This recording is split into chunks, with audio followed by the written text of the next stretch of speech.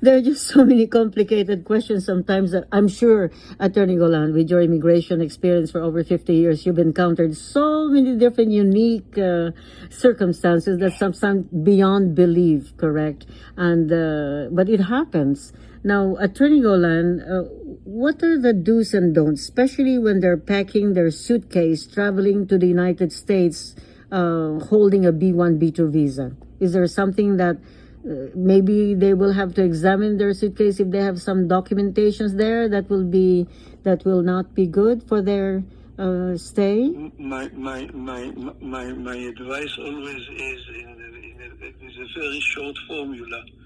Don't pack your pots and pans. That's right.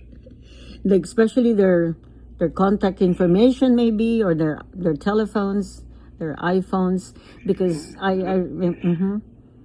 they can be subject to investigation. Again, you must be reasonable. Okay. Okay, you must be reasonable. So at the port of entry, have there been occasions when they were rejected, even though they already have a B1, B2 visa, Attorney Golan? You know of some circumstances? Many times, Wow. as I mentioned, the visa is only a recommendation to the immigration officer at the port of entry to let them in. It is not a must. It is not a requirement. It's not a guarantee. Wow. It's only a recommendation, and the final decision is made by the immigration officer at the port of entry. Right, so better be careful. For those people traveling and holding B1, B2 visa, whatever visa it is, it's very important. Now, with regards to this question, a woman who is actually 7 months old pregnant, now, do they have to submit a test that they are 7 months pregnant and traveling to the U.S.? Because what happens if they give birth in the United States?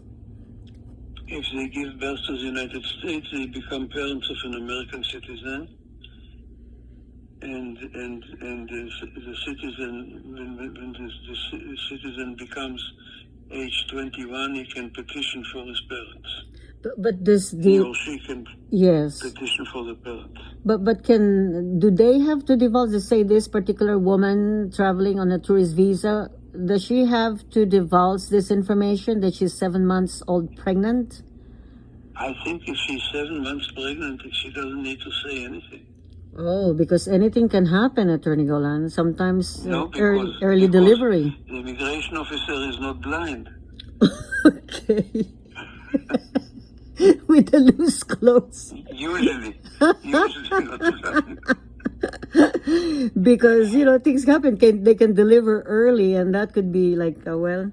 And there is a move. Is that true that there are people trying to work it out that even though the child is born in the United States, but the parents are undocumented, that they cannot be given the birthright of citizenship? Is that something that's happening?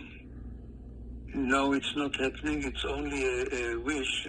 I see. One wish on the wish list of the Republicans to change the law about this matter. Okay. The Republicans hope, and many of the Republican candidates for presidency proclaim and promise that they will make or they will work for such a change in the law. Okay. And for the time being, this is the law. If you are born in the United States, yes, and are subject to the laws of the United States, it doesn't matter if your parents are legal or illegal. Now, speaking of citizenship, Attorney Golan, some people, well, of course, they're born in the United States, so they're U.S. citizens, and some are naturalized. Is there a difference between the two in terms of being recognized as citizens of the United States? No, so there's no difference. Once you are naturalized, you have all the rights and privileges and obligations as if you were born in the United States. Of course, there's always a possibility or the possibility that if you obtained your citizenship by fraud, that it will be stripped away from you. Right.